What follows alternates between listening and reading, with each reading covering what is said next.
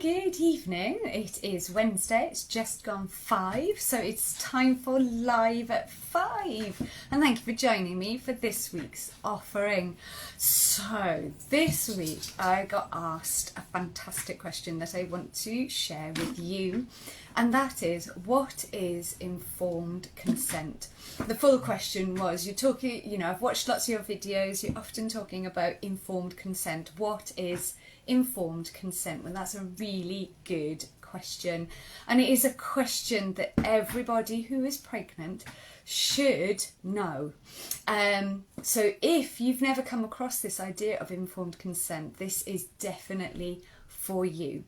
So in the UK, we're very fortunate that we have something called the law of consent.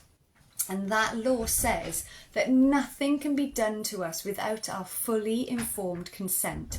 And that consent must be given freely and without coercion.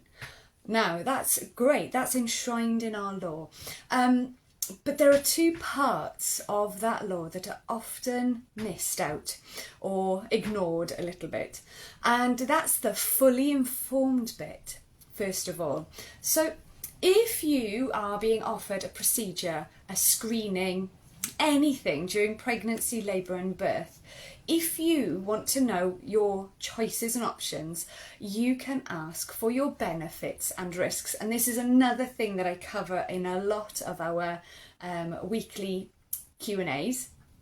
What are my benefits and risks? Now, often what's given to you, if you ask for benefits and risks, are the benefits of doing that procedure, test, screening, whatever it might be, and the risks of not doing that procedure.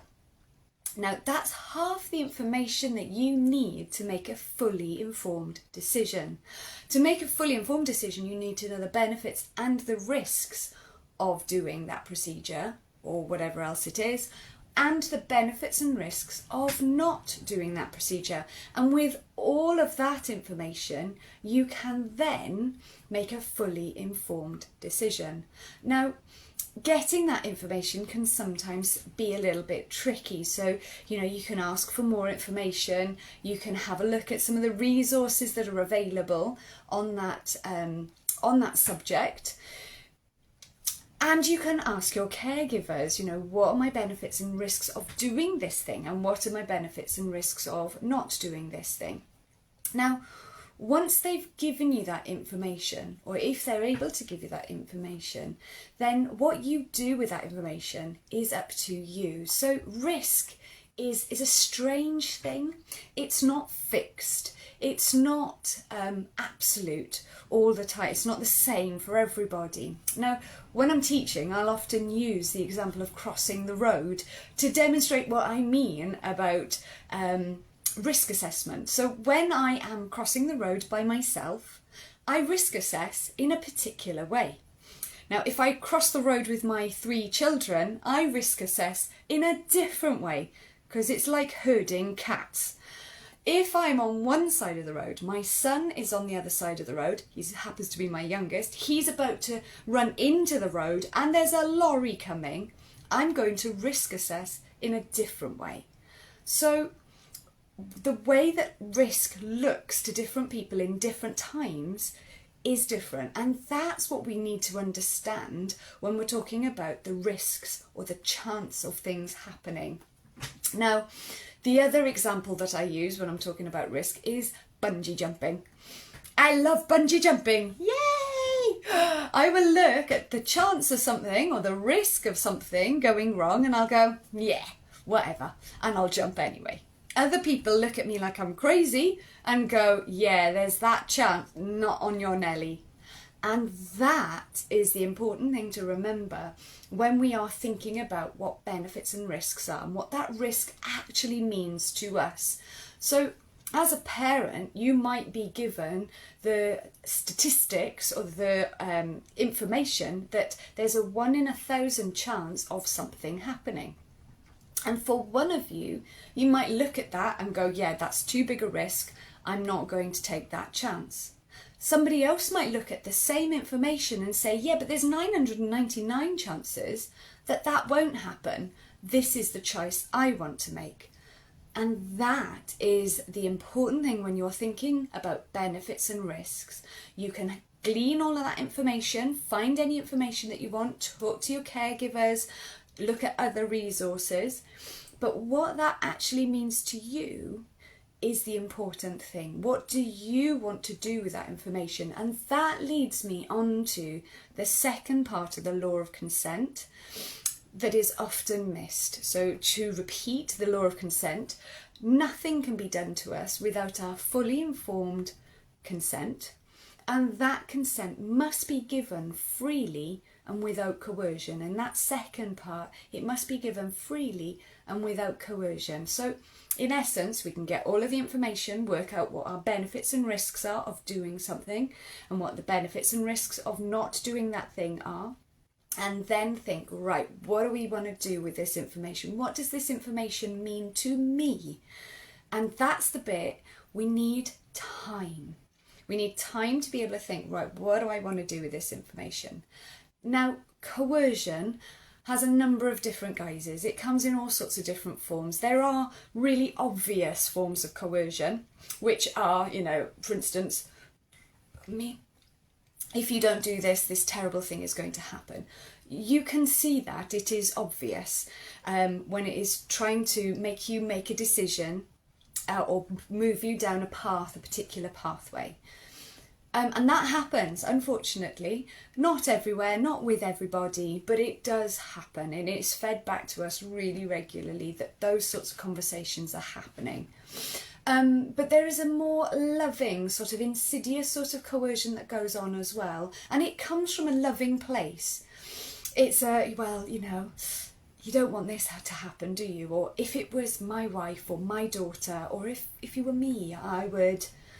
That is a form of coercion, and however lovingly it is intended, it is coercion. So we need that space to actually think, okay, this is the information that I've got. What do I want to do with this? Ultimately, the birth of your baby is, your choice. It is your body, your baby, your choice. It is something that you will live with for the rest of your life. The day that you give birth to your baby, that will stay with you. And so it is important that you ask the right questions, that you make the choices that feel right for you, so that after you've given birth, you can say, yep, that was the choice I made. I found my information. I knew what I wanted to do. This is what I wanted. I sought out the care that was going, or the team that were going to support me in my choices. And you can have a really positive experience knowing that you've made the choices that are right for you. So when it comes to informed consent, those are the key things that you, as a parent, have the responsibility of finding out those things and making the choices that are right for you. Because ultimately you are going to be responsible for your baby. So when your baby is in your arms, people are, you will be expected to look after that baby for the rest of its life. I thought until 18, but now I have an 18-year-old. I realise it carries on after that as well. You are expected to take responsibility for that baby, for the choices that you make as you're bringing that baby up. It starts now. While baby is in your belly, you need to ask those questions, seek out the information so that you can have the birth that is right for you and for the birth that is right for your baby as well.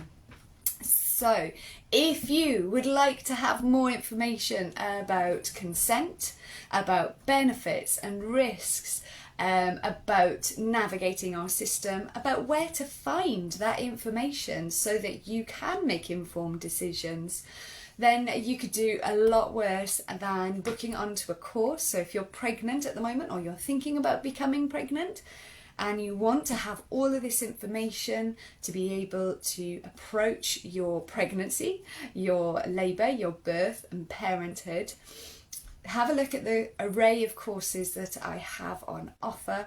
Yes, we do the relaxations. Yes, we do the breathing. Yes, we look at the physiology of birth and what your body is trying to do during pregnancy, labour and birth. But we also look at your choices and options and how to get the best out of your maternity services, not just in the UK, but globally as well. So I have online courses. I will have face-to-face courses coming very soon in South Wales. So if you're in South Wales, you can jump onto those. But get yourself a course. If this course is not the one for you, have a look around and see what other courses there are, but make sure that it's talking about your benefits and risks, where to find information so that you can make choices that are right for you, so that you can utilise that law of consent, so that you understand the choices and options that you've got. So, it was a quick one for today, but I will see you again next week. Thank you so much for that question. It was a fantastic one to cover this week. Thank you very much for joining me. See you soon.